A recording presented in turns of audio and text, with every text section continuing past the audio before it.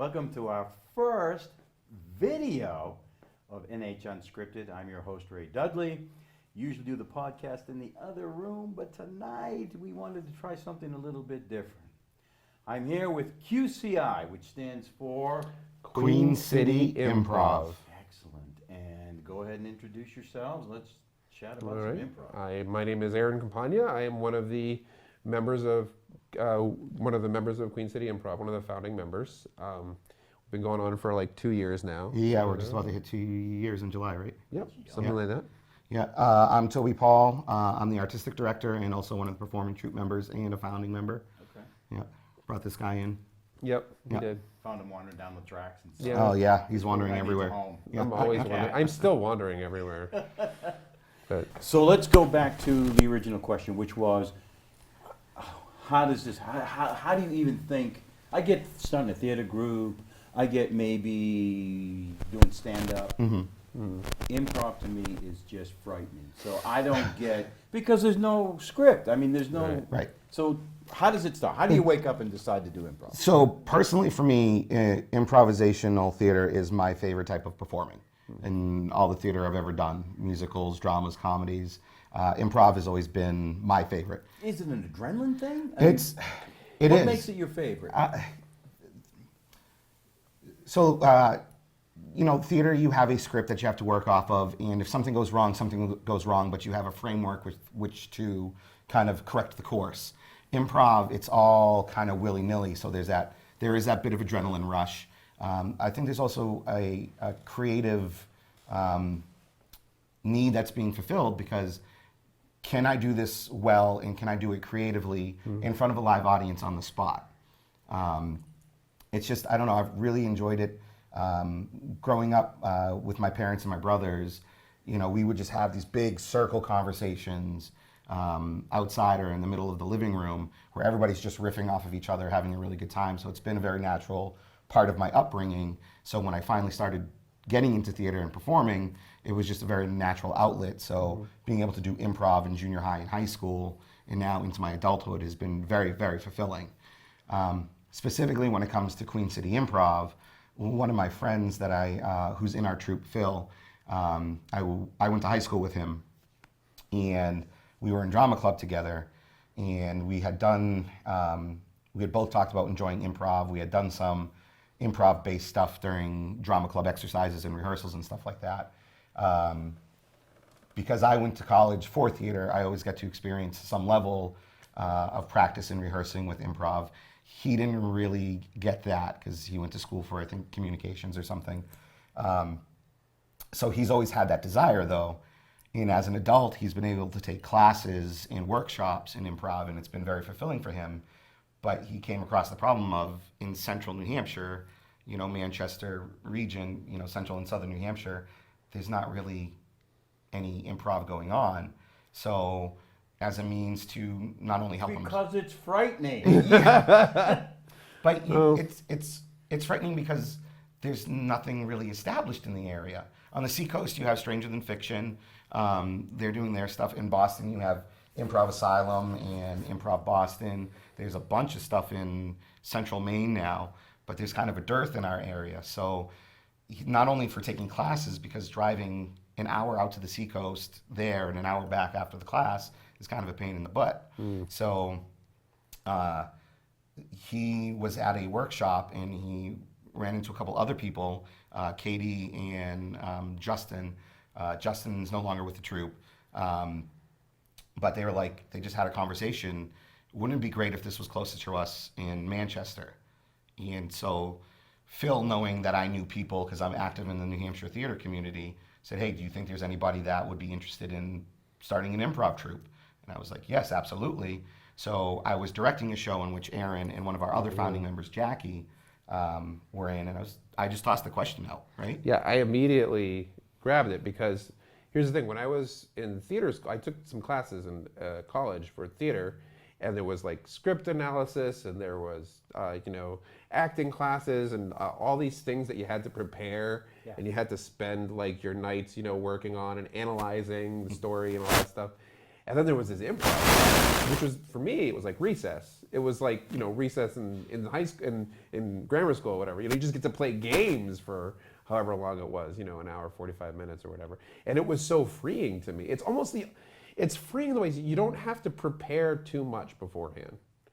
In fact, the more you prepare, the harder it's going to be, because you have everything in your head that you want to do, and then it goes left and you have to go left too. So the less you have prepared in your head, actually the funner it is and the freer it is. So I get that you can do improv in a work group, right? As you're trying to do with theater people, and you're trying to get them to loosen up. There's a big jump between doing that just as a workshop thing and taking it out to an audience and saying, well, we could make a show out of this. Right. I mean, that's Mickey Rooney, Judy Garland. And that's one of the conversations we had to have.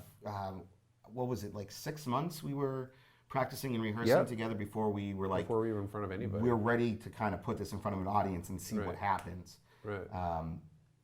So my head can't even get around those two. Improv, we're rehearsing. We'll get to that in a minute. Yeah, we will. Yeah. But here's the thing: is like, okay, so I had this sort of like love of like the gamey part of it, like the fun part of it. You know, like just doing it privately. But I also do a lot of theater in front of an audience. So it's like doing an improv show kind of combines the two. Okay.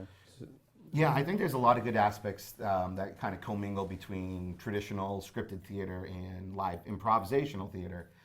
There are skills that you utilize in one that can be really helpful in the other. Specifically when something goes wrong on stage, what do? And there's a lot of different thoughts and process. People have different methods of dealing with that. Either you just Some just break out in a sweat. Yeah, break out in a cold sweat.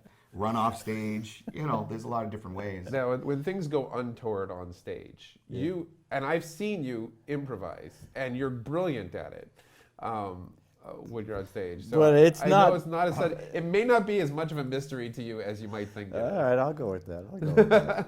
So let's go back to the genesis. So it's 2 years old, and you decided, or you and So there were 6 of us that kind of Okay. performed it originally. Okay. We had a couple meetings at the cafe at the Barnes and Noble in Manchester. Like, what is this whole thing going to look like? Getting a theater company started from scratch is a really bizarre process, and especially one where it's not a traditional company where you're looking to get royalties. You need a set, like you have these very specific roles of, tech designer, you have your director and producers and cast members and stuff like that. Everybody's a cast member and everybody's kind of putting the show together. I think it's one of the things that's really worked for our troupe though, because it really helped bond us through problem solving. What is the show going to look like? And I think it's really worked well for our chemistry on stage when we are performing. But yeah, we sat down and just looked at those hard questions. If we're going to perform, how long do we perform for? When we perform, because there's 2 types of improv. There's short form and there's long form. Okay. Do we just do one? Do we include elements of the other? So we kind of have a hybrid show right now. We're looking at changing it still further down the road. And how do you keep it fresh? What's just different topics, There or are the several audience different- keeps that There are fresh? several for different things that we've been doing. One is we're always changing up the games. We're never playing the same order of games the same way in every we show. haven't had the same set list Okay. for any time we performed. It's always been vastly different. Right. Before we get into that, the mechanics, I want to go back. I really am intrigued about the genesis. So how many original members were there? And 6. 6, and now there are still 6? Well, now that 2 of the original members left the troupe, Okay. but we added on. So now there are 8? No, we have 10 We have people involved in the troupe. We have what we call the council. We have 4 people who are kind of in charge of setting any policies because, we're trying to be legitimate. So like attendance policies, dress policies, content policies. So there's 4 of us. We had very loose elections for it. It was just kind of looking at... Done at a bar. Close enough. It was a small childcare room at the YMCA in Merrimack. Just to be able to have some guiding hand, because there's such a vastly different amount of experience amongst individual troupe members, not only in improv, but performing in general. Some people, we have a couple who don't do any performing other than the improv. You mean no other theater stuff? No other theater No stuff. other yeah. theater. We have some who have had experience with improv and or theater, but it's not equal or hasn't been ongoing for most of their lives. Right. Aaron has been performing for a very long time, I know, Right. but improv as a performance thing has been fairly new. Yeah, since those classes, which was like 20 years ago, I never really did it. I wanted to, but every time Really? I wanted to, but it was one of those thoughts like, oh, it'd be fun to join an improv troupe. But then that thought would just die out. Never had that thought. Never thought of it. Yeah, I it's just- can't wait. And it was because of when I took it in college. When I took it in college, it was just so fun that Maybe I because I always just thought it was an add-on to help my theater stuff. It was a game, you know. Yeah. We played improv, and Yeah. maybe it's because I thought of that. I never thought of it as a as a thing. yeah, itself. right, as a thing, right? Right. Yeah, that's something I think it's a bit of a stigma with improv theater. It's either looked at as kind of hokey or low key, or it's a tool that's used to help strengthen other skills in Yeah, that's the way traditional theater. Yeah. Yeah. But I mean, look at the success of Whose Line Is It Anyway? It's entertaining and it's fun and it can be funny. But you look at the people that have come out of the professional organizations like Second City and Upright Citizens Brigade and Improv Olympics, you know, throughout the years, like starting in the 50s, Yep. you got such major talent out there. Half, if not more, of the comedians and comic performers you see in TV and movies these days have come from an improvisational background. It's a great training ground. If you're, and no matter who you are, or what age you are, if you're interested in doing theater and you want to train, doing just improv, just going to like an improv open session or class or something like that, is just and playing improv games is a great way. I've been using a lot of those principles like in theater while I was, since I've been sort of doing this. And it's like I'm not as scared anymore of things going south as much because I have the tools. I think I have a basic understanding of the tools to use. Mm-hmm. So where was the first place you did it? Actually, at the YMCA of, I was going to say the one I used to work at, the National YMCA, but their Merrimack branch. Yep. So that's where we had been rehearsing, and we do a monthly open session. So every month for 2 hours, we open it up to whoever wants to come. It's free, and you learn some improv skills. So that was kind of our home base. So that wasn't a show necessarily, or it was? So when we finally decided, hey, we're ready to put this up on its feet and kind of see what happens, we had an opportunity to have it coincide with raising some money for the YMCA. Yep. So it was a charity show, donations, and we got a decent sized crowd, mostly friends and family, people who were familiar with our troupe member Katie works for that YMCA, so she knew people who came in, and it was a small fundraiser. There was, 6 of us Yep. that ended up performing? I think Adam had also joined the troupe. Adam and Melanie had also joined the troupe by then for that fundraiser. Yes. 'Cause Adam was definitely there. Yeah, Adam was there. So, there was they a- have a very small stage. We just put up some regular, Yep. desk seating and kind of threw it out there. And I think one of the funniest moments that I've enjoyed at SQCI happened that night, where one of the first games we played is something called Director's Cut, where you do you do a scene and then you repeat it via different genres. And the suggestion we asked from the audience was, what is something you want to learn more about? And you just hear very loud and clear, sex, Of course. at the YMCA. At the YMCA. This is a family show, and of course somebody shouts that. My mother did. Are you It kidding? was my mom. It was Yeah, so You been weird. banned? Well, she hasn't come to one since, but that's for other reasons. Yeah, it was just, I don't even remember how we dealt with that. How did we deal with I it? think we laughed. And was like, Any other suggestions? Any other suggestions, and we went from there. But just the first moment that we're actually performing in front of an audience, asking for our first suggestion, and that's what we get. So do you like working out of Manchester? Yes. You do? Yeah. Yeah. Well, I live there, so Yeah. I love it. Well, I know you do a lot of stuff now at the Hatbox, once a month, or, Yep. yeah. Yeah. So do you have other regular venues that you go to? Yeah. Well, no. So far, it's Millie's Tavern in Manchester. Sorry, Stark Brewery. Stark Brewing, Yep. formerly Millie's Tavern. Yep. And now monthly show at Hatbox. We do occasionally. We've done a couple other charity fundraising shows for the YMCA. We don't have any other regularly scheduled venues because we find even doing the two, with people actively performing in New Hampshire theater, other shows, musicals, and stuff like that, being able to get a consistently good-sized group to go to a show can be difficult. So having the 2 monthly shows, kind of one at the beginning and one towards the end of the month, works really well for getting the maximum amount of people. We usually have perform. rehearsals like the week before, so it spreads out pretty evenly through the month, like show, rehearsal, for the most part. Yeah, it's a continually ongoing thing, which I think is another aspect that makes it unique compared to traditional theater, where you have a set rehearsal schedule, you know when the production dates are going to go up, and you're done with the show after that. We always have to come up with new stuff. Like you asked, like how do we keep it fresh?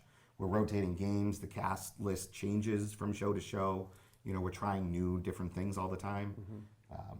So it's Plus, we're having those shows now where we're putting everyone's name in a hat, and we're putting all the games in a hat, and we're having the audience member pull games out of a hat, and then pull players out of a hat, and that's who's going to do that game at that point. So we're not.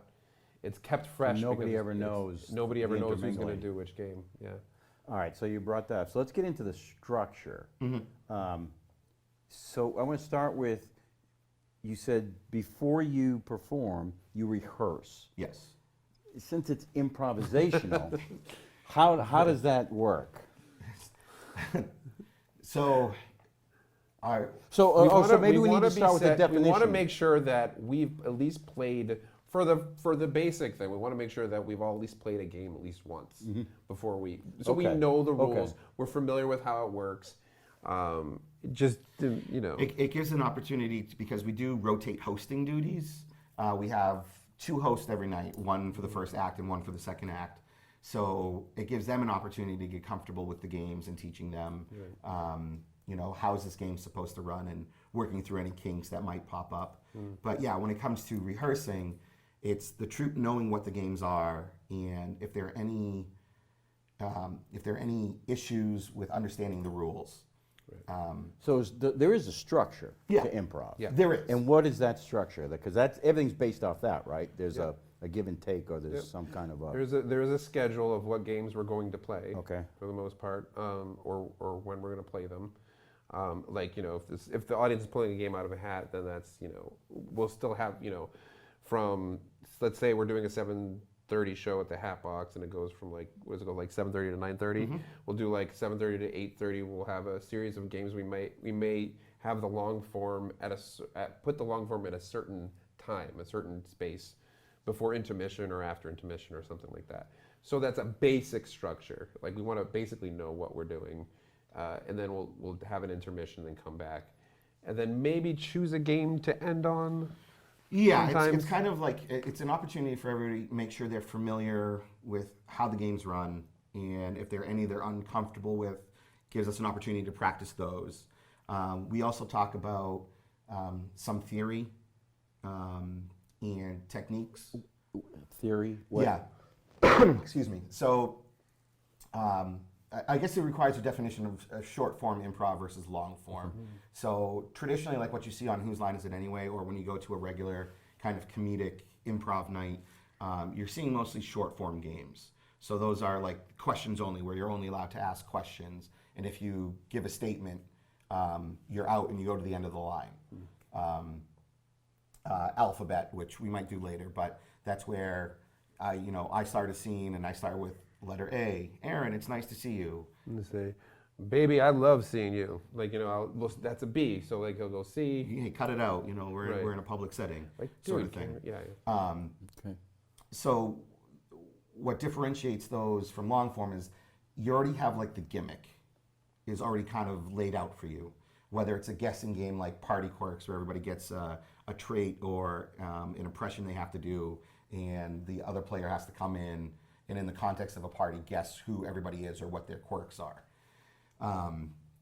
It's already kind of set up for the audience. Whereas with long form, it's you have to make up who you are, what you're doing, where you are, all up on the spot. And you're telling a With very story little over constraint. like 20, like Are you 50 by people. yourself or like No, five the- people doing the same thing? They all have So to have their five or own 6 story. people, And yeah.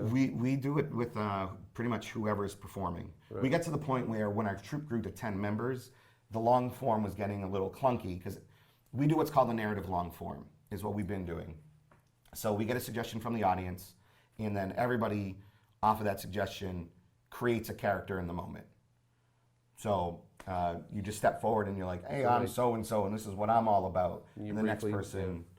You briefly describe like, you know, what it is that you do or whatever it is you want to say about your character, and then on the fly. on the fly, and then step back, and the next person goes in line. So they say top hats from the audience, and everybody has to, who's on stage, Yeah, has some 'cause relationship. the first thing to a I would top. think of is like, I make top hats for a living. I'm a Mad Hatter. Right. You know, And then I would we'll give try- a name and then- and a basic motivation. And then we're always listening to what they're saying in their characters. So we want to come up with characters that could be closely involved with them in that story. So you might be his brother in the I story. might be his Exactly. brother or the guy who manufactures top hats for him or something like that. You know? Yeah, or the boss or the something boss, like that, yeah, or a right. customer. So you're kind of looking at creating relationships, potentially some conflict and tension.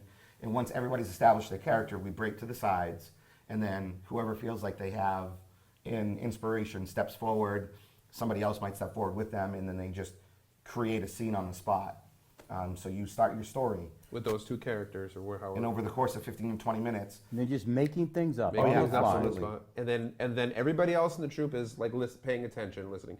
So then, you know, we have what we call edits. So if you're someone in the troupe that's not not in the scene, and you feel like the scene has run its course, you can cross, or you can do other symbols that allow them to know that the scene is over. yeah, so And like then- a sweep edit, like when you run across, that means that scene's over. You could say something like, you know, cut to 3 years earlier when he made his first top hat. Yeah, you can do like you can yell out flashbacks or something, and then they have to act out those flashbacks. Or meanwhile, you know, like, so this scene is happening. Meanwhile, we go back to these two people, and those two people have to come down and be those characters Yeah. again. So yeah, over the course of 15 to 20 minutes, you're creating a story on the spot with those characters you created off of audience suggestion. What is the audience hoping for? Are they hoping That's to a see a great car question. crash, or are they hoping to see a successful improv? I mean, They- or is I, it both? I would mean, think this is- that they would want to see a story well told from beginning, middle to end. That's what I would imagine. You're hoping. That's what I meant. That's what I would want to see if I'm watching this. I don't know like, why in the I would audience, go. You know, I mean, I have no idea why I would go. I mean, I'm not sure what would draw me. What it is, I would go. watching people But- under pressure That is yeah, always and fun. that's what I know. And so I'm thinking, do I want to see them flub up? If it's possible, can you flub up in improv because it's all Well, you made know, up? So it's a good time, and I think a lot of it is. It's funny because we're always trying our best not to screw up, and that's the key.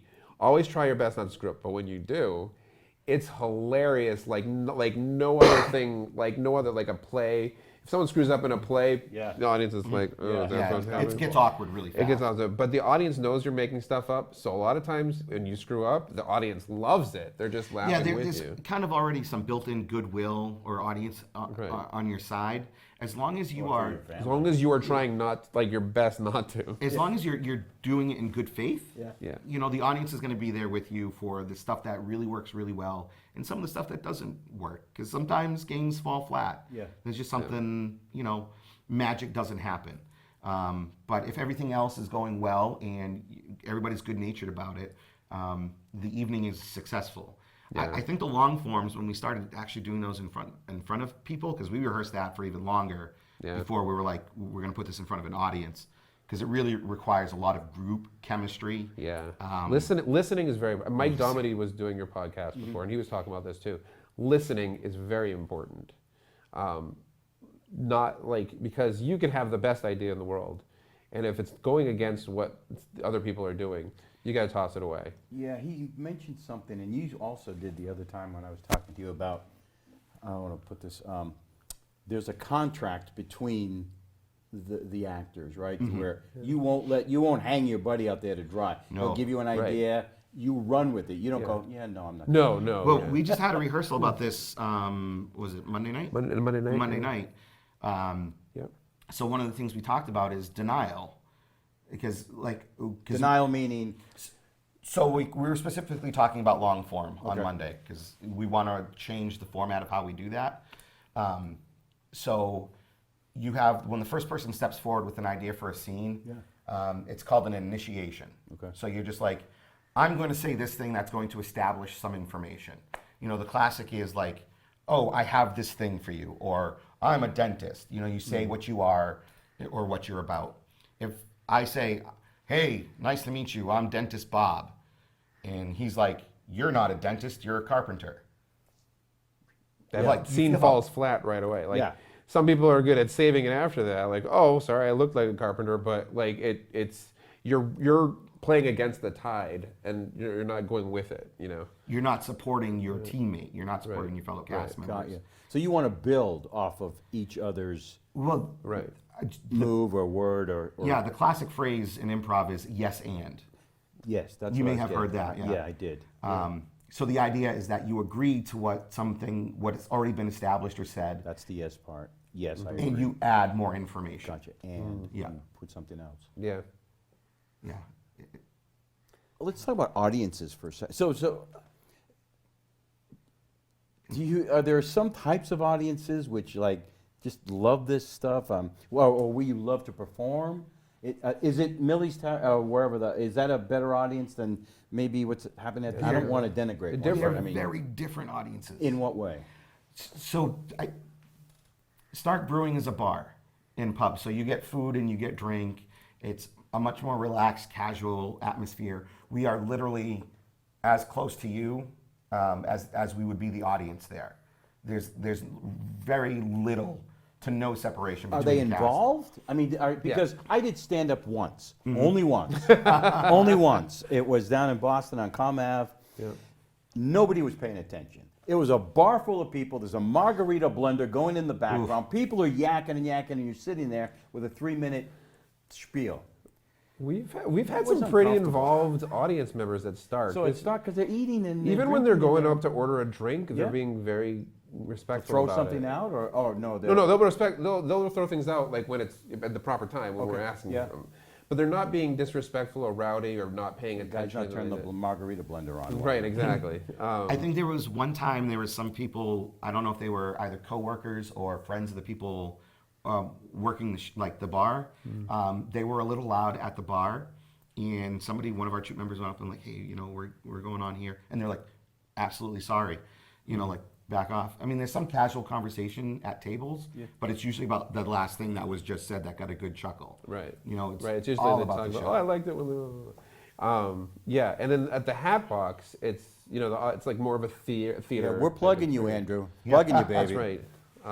It's more of a theater kind of experience, so people aren't going to talk or order drinks or Yeah, anything. and the lights are down. Lights are down. We can do a lot more stuff with the lighting. There's a lot more tech aspects we can utilize. sound stuff. Yeah. At the Hat Box. I would say they're a little more reticent to give suggestions from the get-go at the Hat Box because that's not a traditional thing when you're in a theater to have that interaction. Doesn't have that pub atmosphere. Right. Yeah, exactly. Right. You know, you're going to see a show, so I'm going to sit down and see a show. Yeah. Why is an actor talking to me? Yeah. You know, oh, they want information from me too. It was uncomfortable too as an audience member if you're not used to interacting with people on stage. Right. But we never single out any audience members, so Thank you. it takes away some of the discomfort. Yeah. And also, we'll say, that we need a suggestion for a location, and then it might be silent for a bit. But then once one person says a suggestion, then you get all these ideas from the Yeah, audience. yeah. Because it signals the audience, okay, we're just Yeah. part of a group here. Broken down there. And there's some games that like you need a list of things, like World's Worst, you typically need a list of professions. So when we do games like that at Hatbox, we look at having whoever's hosting go out before the show. So when everybody's sitting down and taking their coats off, getting their waters and their snacks, chatting with them and kind of You're out there early interacting with them? We're realizing that's better at the Hatbox. Yeah. Because it loosens them up so that when they do sit down and the show starts, Yeah. they're a little freer and more comfortable with the cast. Yeah, so they're not expecting a performance as much as Right. that now they're Yeah. they're They know involved. that, yeah, they know that their ideas might be involved, you know, Yeah. stuff like that. So, and yeah, it's a very sort of sort of casualizing the atmosphere of the theater. Do you have any stories of either a best or a worst night? I mean, have you done a venue and you show up and there's like bikers? I mean, like, this is haven't going ran- down. We bad. haven't ran into any audiences that have been, Like I would say, 80-year-old outright ladies. hostile. And, Right. Yeah. No, yeah. You know? So far, we've been pretty lucky in that Yeah. respect. yeah. We did have a show recently where it was a small audience, and there were two audience members who were sitting in the very front who seemed determined to have the worst night possible. Like, they sat down with scowls on their faces and all night, regardless of the content. so they show up at an improv night Yeah. in the front row, Yeah. angry to start with. And regardless of the venue, we're so close to the audience, it's noticeable. You can't. You know, it was a smaller crowd, especially too. So that automatically set kind of a weird juju between the performers and the audience. You know, it was weird. It wasn't an awful show, like it didn't crash and burn, but it had a very definite lower energy that could be felt through it. Yeah, Mike had said that one of his was they did a camp, I think, or something like a camp, Yeah. and none of the kids cared. They weren't. Yeah, they just weren't into it, and so they're like, shut the show down after. I've been really surprised at how into it the audience has Yeah. been for the most part. Consistently. Like especially it's dark, maybe it's the alcohol or whatever, but like, but we've had larger audiences and smaller audiences, but the energy feels the same. Yeah. The energy Okay, that's typically interesting. feels the same. That's very interesting because that's not always the norm. Right. Larger audience tends to be a little bit quieter because they're afraid of speaking out.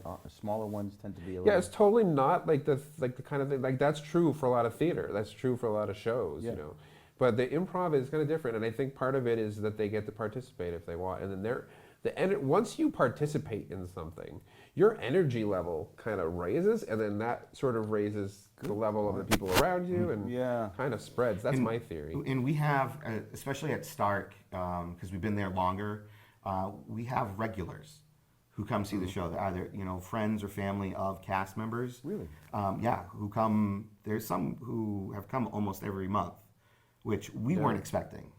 Like that would be a regular thing, because that's one of the questions about the viability of an improv troupe. If we're doing a monthly show and you've seen it once, what's kind of the incentive to go Like again? a magician, right? I mean, Yeah, Right. exactly.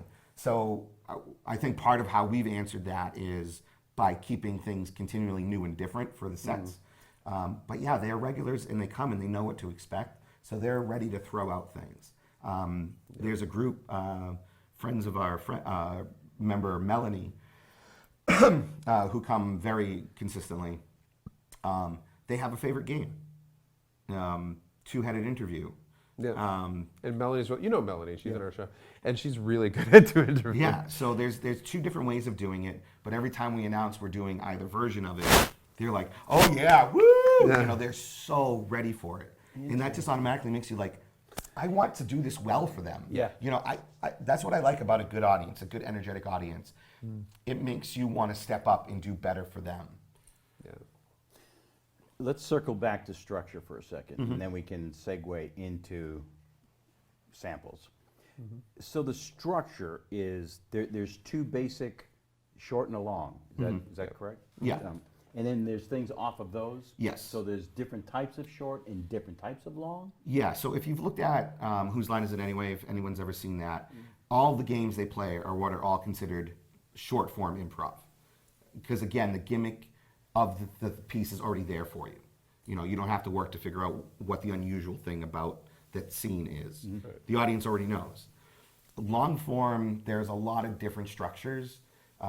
There's something called the Armando, where you get an audience suggestion, somebody gives a monologue based off of that suggestion, a true monologue. Monologue. Yeah, On the spot. on the spot. Yep.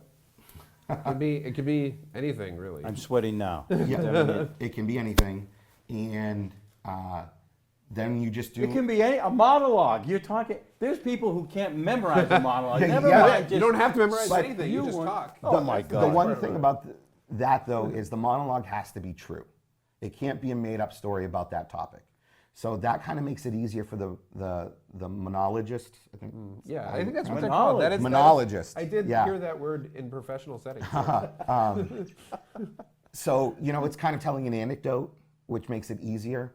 But people who are the other performers who are listening end up pulling pieces of that monologue out to create scenes for like 20 minutes. So if I was doing a monologue about me putting my cat in the dryer, Right. then you would start. We could you- do things about that, or like Schrodinger's someone's dryer wife cat. coming is like, what happened to the cat, and that whole scene about trying to skirt around the issue, blah blah blah, because maybe the cat didn't do so well in the dryer. He didn't.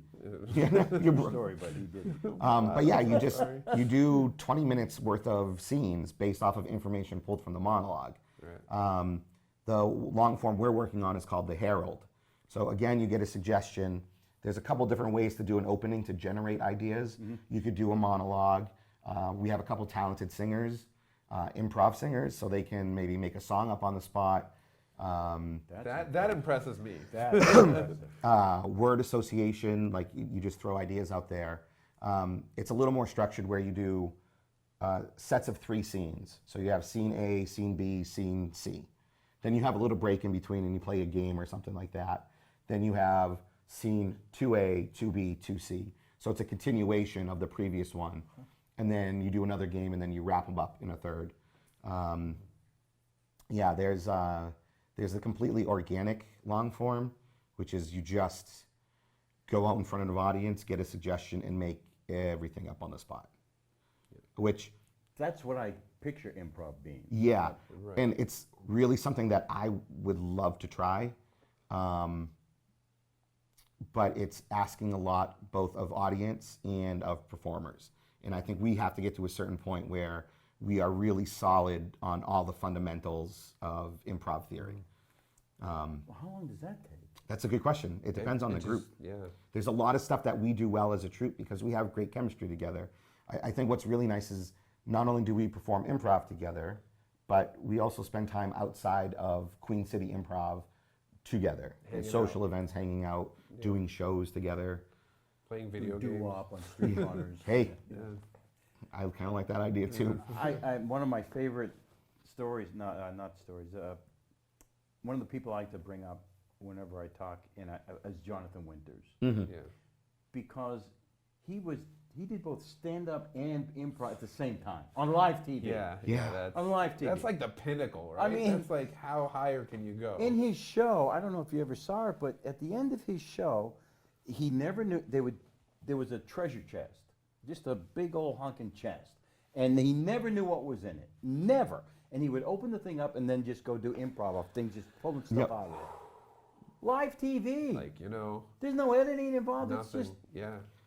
no That's pressure. to me that would be like stand up would be my next thing because I've never done stand up before and I'm You gotta still do trying with the to. margarita blender going. Yeah, I'm gonna go to Boston and find some place where I don't know anybody. And So then- we're trying to figure out where he's going to do this because he doesn't want Right. us to be there. Yeah. absolutely nobody. But Well, Italy- if someone I know does go, they have to do a set too. Yeah. That's my only rule. That's my only Open rule. mic night. I'm terrified of stand up. It's probably the one type of performance I've never done because I feel like with It's fascinating. I know it's a weird thing. They're like brothers. They're like twin brothers. You know. You know, But you I know- look at stand up, you're going in with material you've prepared. Yeah. Jokes you've written, things you thought about, stories you have to tell.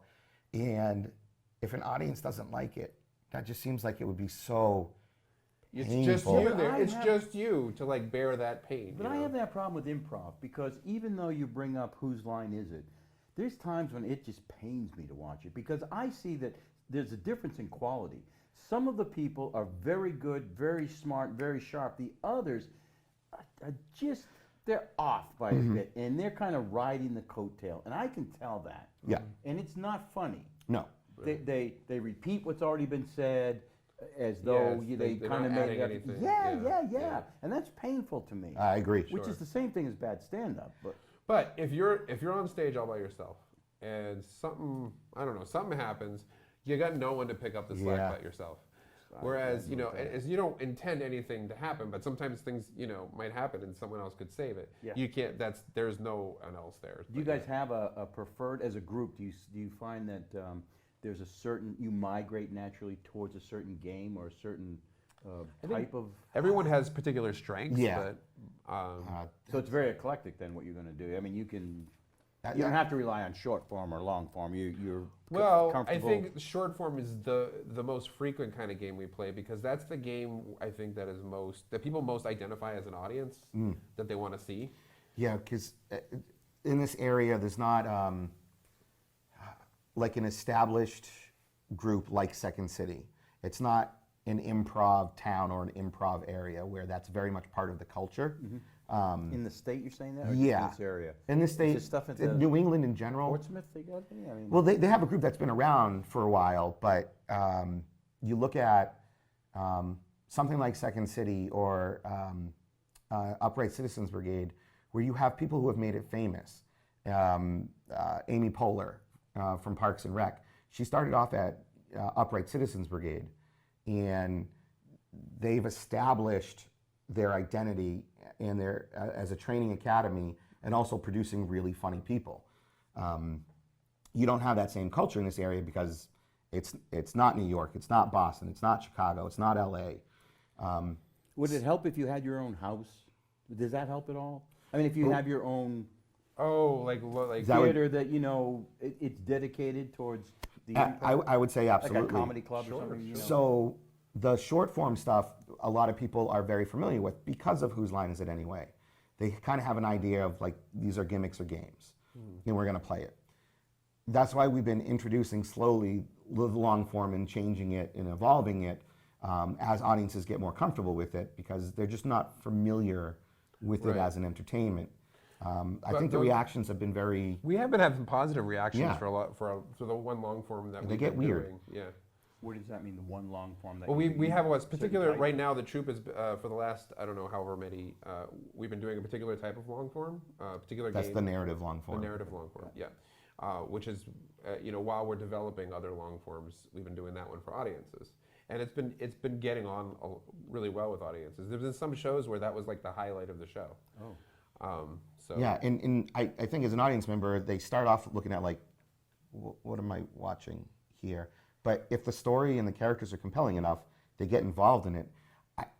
We've had some that have been downright hilarious. Yeah. We've had some that have been compelling, but not necessarily laugh-a-minute things. We've had some that have just been weird, because that's the nature of doing it on the spot. You never know what the kind of what the tone is going to be until it happens. But it's all been, I think, very engaging for the audience to watch. So being able to expand that to a wider audience via Stark Brewing and via the Hatbox, it's awesome that we get an opportunity to do that. yeah. So in a minute, we'll get into actually doing some.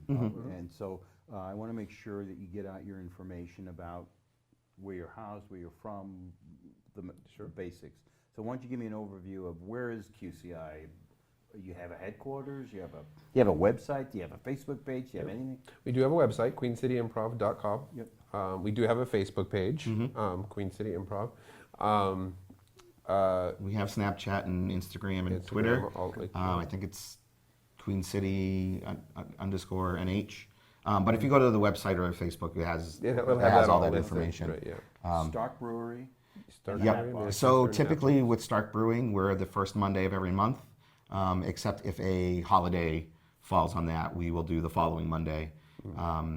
Hatbox Theater has been typically the third Thursday of every month, but there are some changes in that. Their new season starts in September, and we have a lot more Friday night shows, which I think will be better for Concord. Yeah, I think Concord is a weird kind of city for, I think, theater of any kind in terms of getting audiences out. Because the city is kind of so diffuse, it's so spread out. Yeah. So on a Thursday night, getting people to go see a comedy thing that, goes a little late on a Thursday night. But on a Friday night, I think that's something much I more. wonder if that new Bank of New Hampshire stage would work for you guys. Are you familiar with that? Yeah, I just saw they took down the rest of the construction. Yeah, they're going to open signage up and in a stuff week like or that. so. It seems like it would kind of be geared towards, I haven't because it's not a been theater into it. theater. Right. I haven't been into it. We definitely like small space. Small spaces work well. But I haven't Yeah, been. we're like rats. We like really small spaces. Exactly. Yeah, I mean, it's one of those things. If we find a new venue, it's something that has to work with our schedules, Yeah, and hopefully has an audience kind of built into it. We would like to stay Manchester-centric with occasional forays into other areas.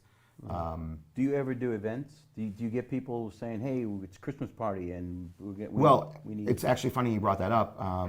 So Nashua Theater Guild this past New Year's Yeah. did a whole New Year's Eve gala ball drop event where they had a drag show, they had stand-up comedy, and they had us.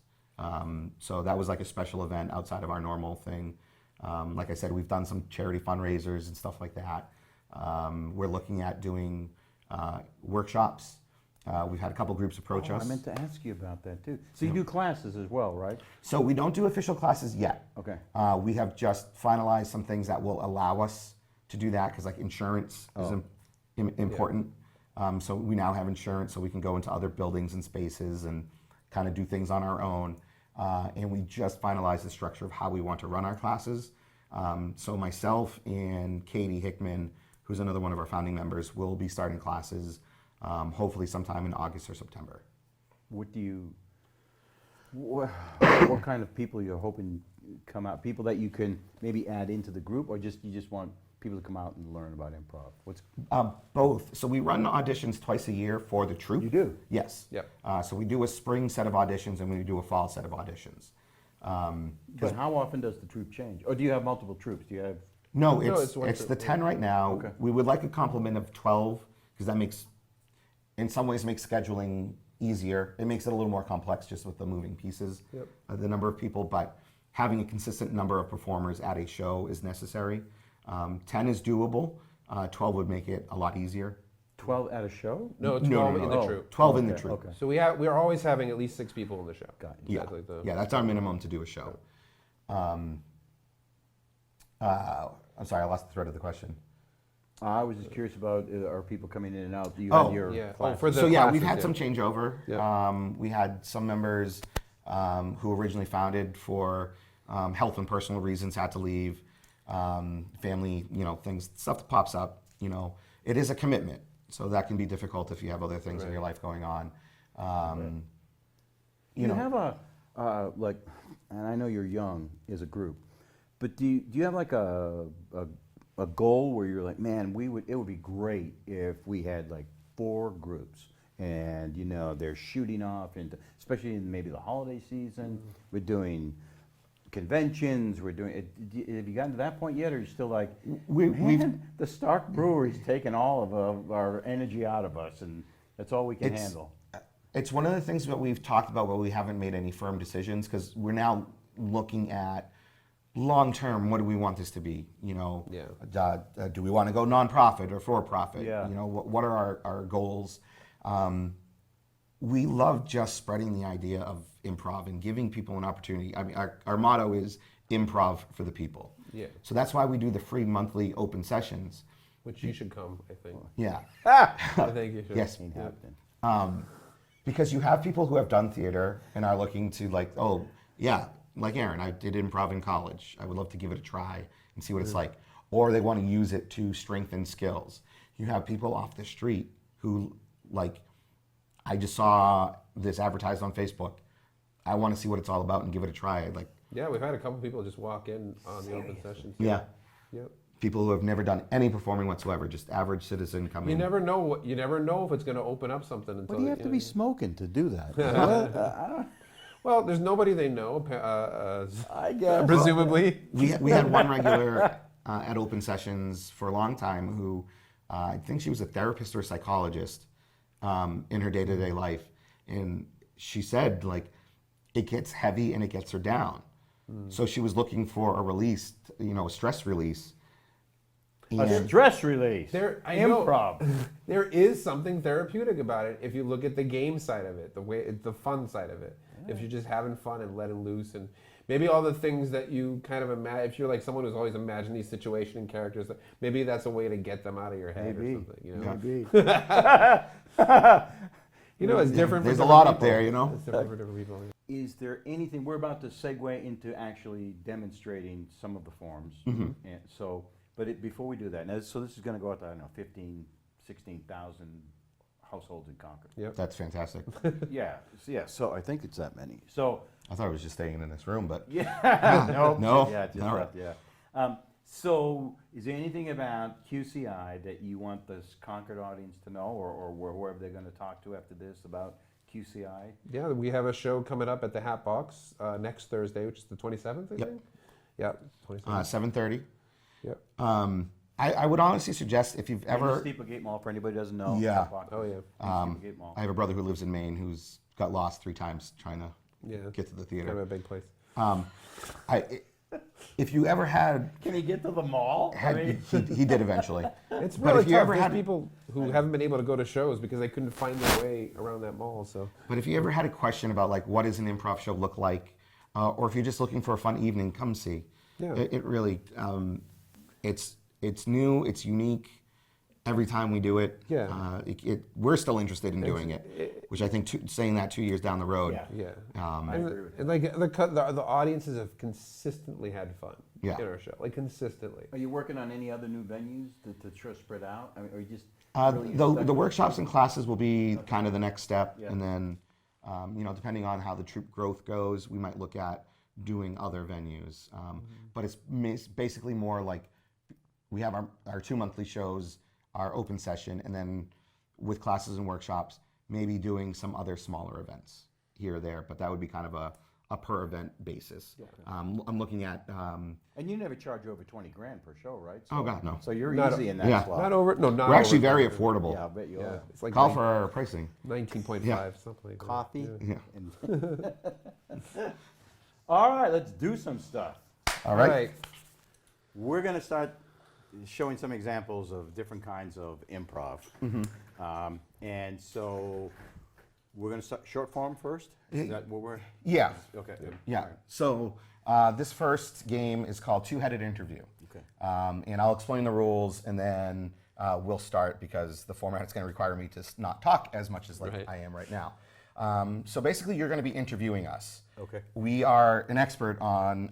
We just got suggestion from Our audience member. yeah, our our one audience, audience member, member, who gets to hide in the booth now. So we are going to be an expert on smelly aardvarks. Smelly aardvarks. And you are going to interview us, and we'll respond in a in a particular very fashion. particular way. Okay. Whenever you're ready. Yep. Professor. All right. Gentlemen, I understand that you're experts on aardvarks. We Are very good at talking about smelly, aardvarks. Smelly in particular? Yes. but Once in while we like to talk about dangerous, and frightening. aardvarks. Huh. So dangerous, smelly types of aardvarks. Okay. Where would I find most of those aardvarks? Well, You should really go to the woods and look up the ferns and die. smelly. Look up the ferns. Did you say that correct? Did I get that correctly? You did. Yes.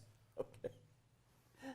So how long have you been studying these smelly aardvarks? We've Been studying smelly aardvarks for about 12, years give, or take, a decade.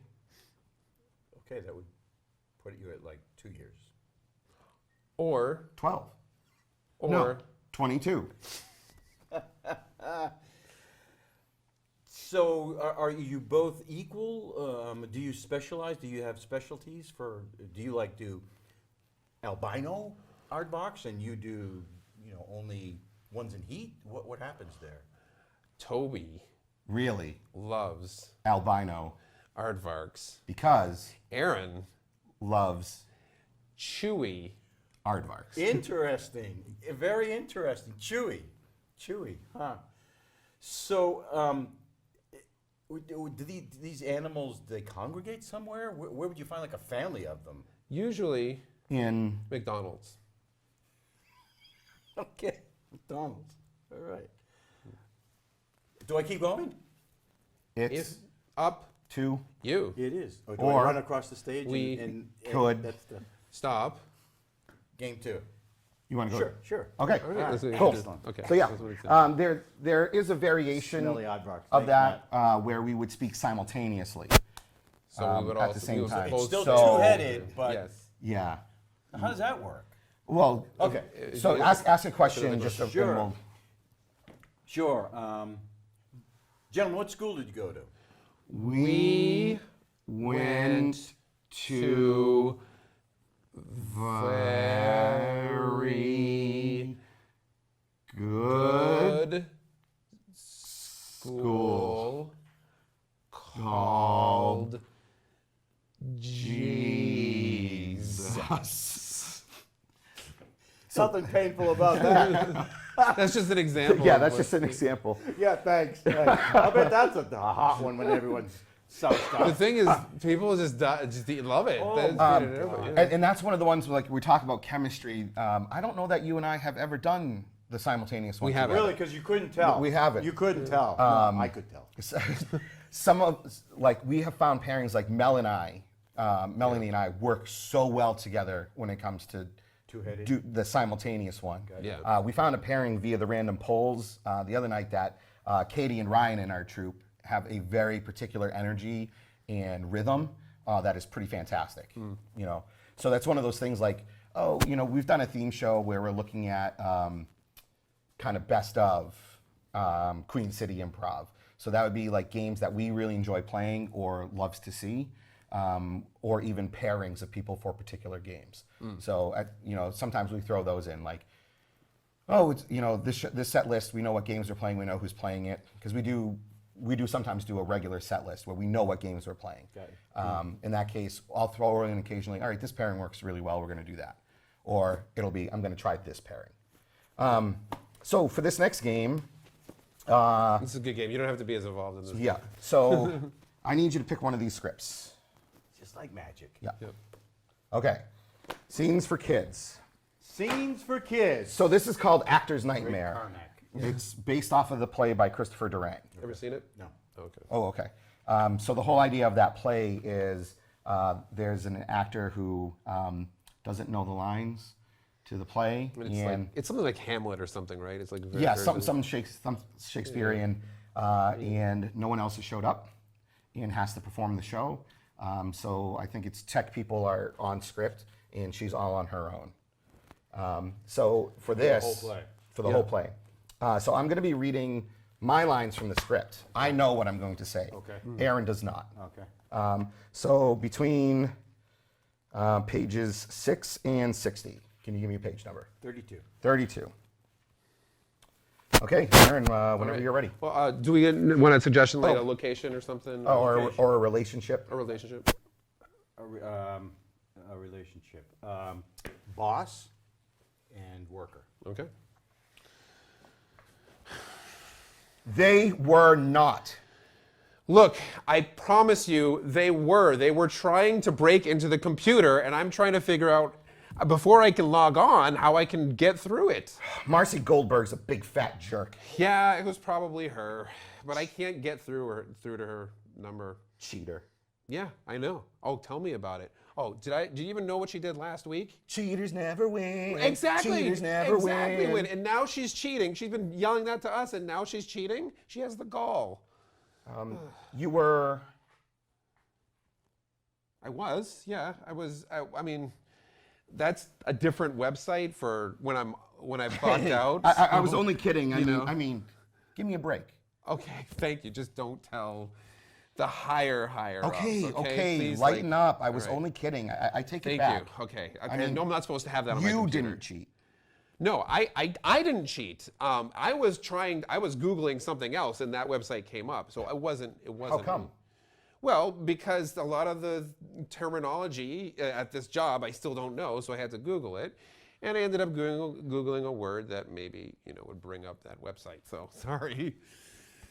I'm glad our mom doesn't have to work. Yeah, me too, man. She would kill me if she saw this. How come his dad isn't there? Do we have to bring that up again?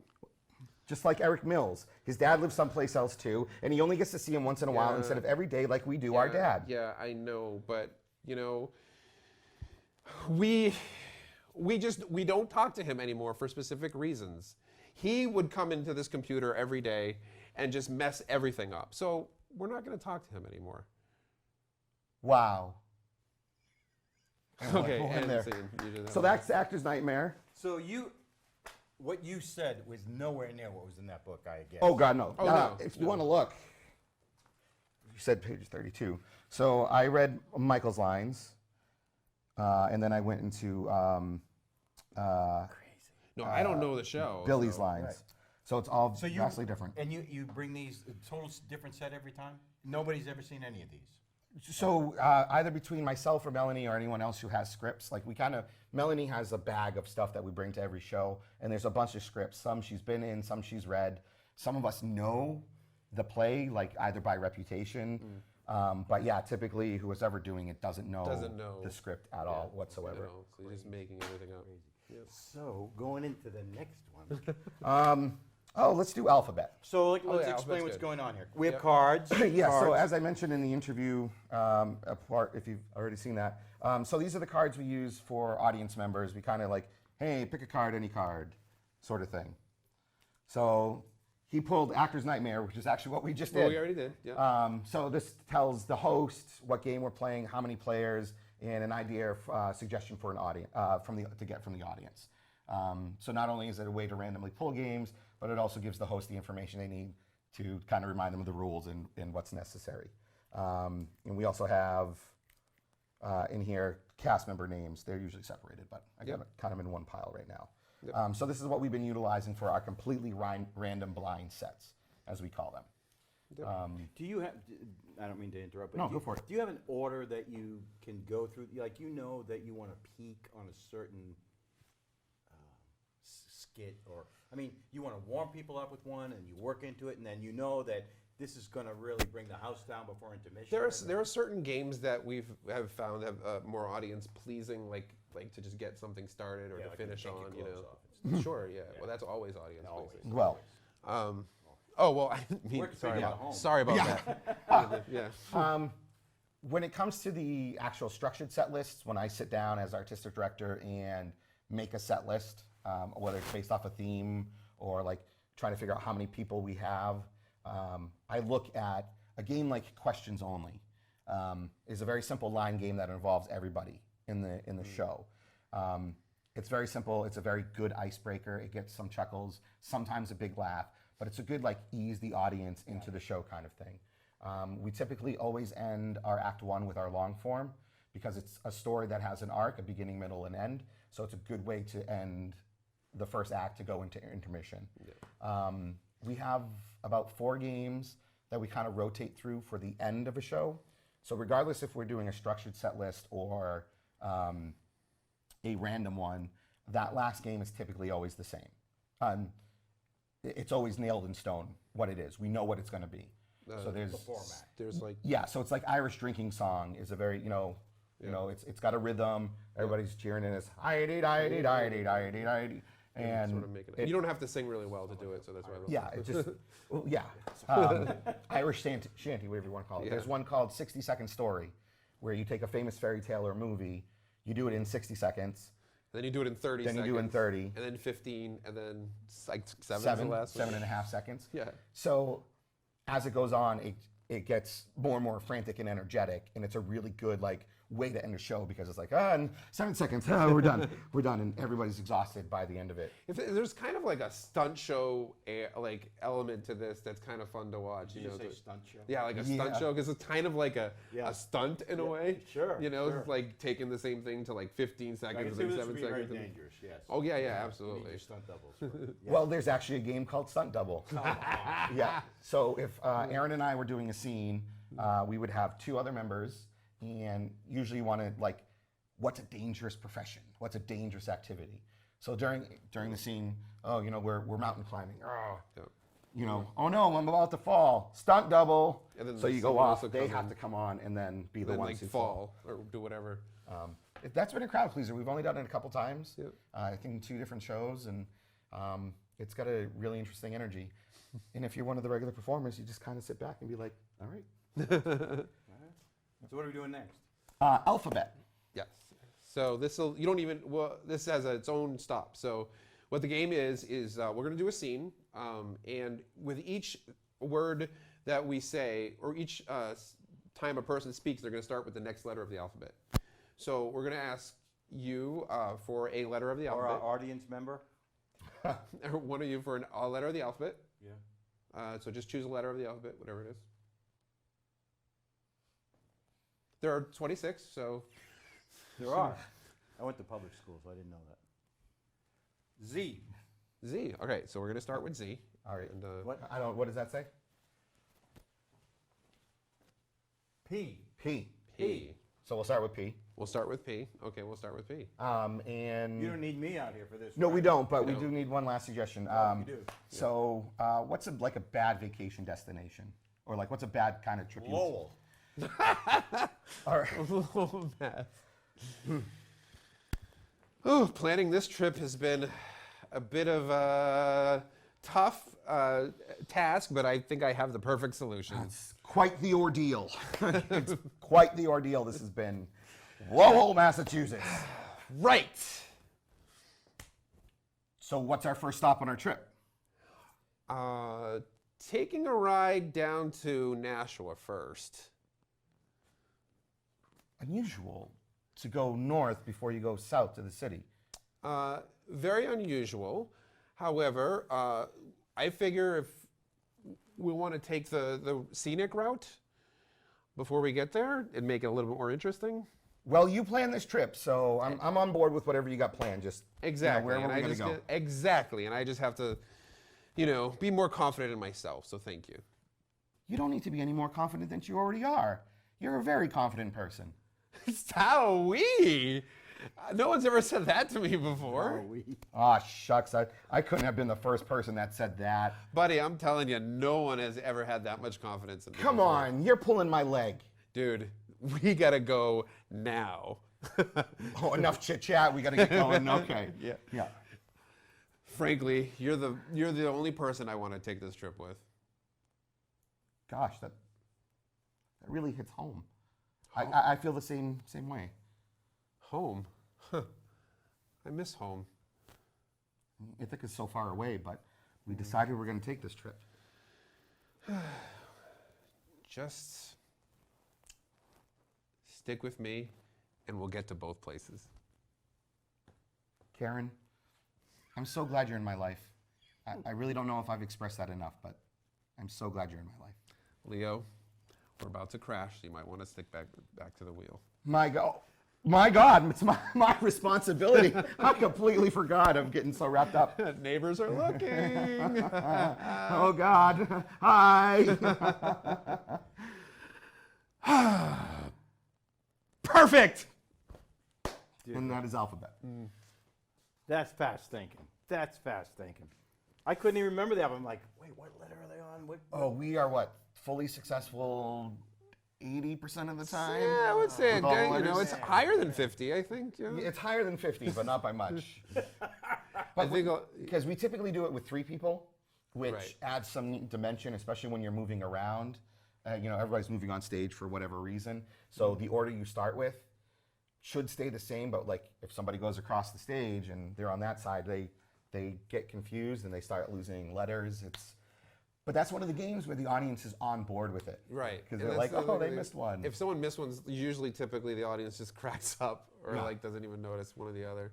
X's and Z's usually get a good laugh. Yeah. People trying to. Yeah, I was watching for it. Yeah, Yeah. we fudge it a little because we shouldn't technically be using a word like exactly. Oh, yeah. Because it has the X sound, but it doesn't start with the letter X, Right. so it's a little But cheating. there's so many, other than Xerox and Xavier, there's really quite a few words. Xanadu, xylophone. Xanadu, xylophone, yeah. You're going to have to like just have a mental list, yeah.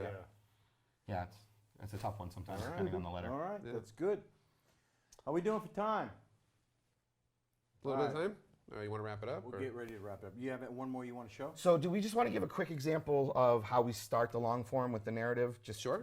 We'll get a suggestion. Sure. We'll do some quick word association, and then we'll create our characters. Okay and with then that, Matt? You okay with Should that? take like 3 minutes. All right. Okay. Yeah.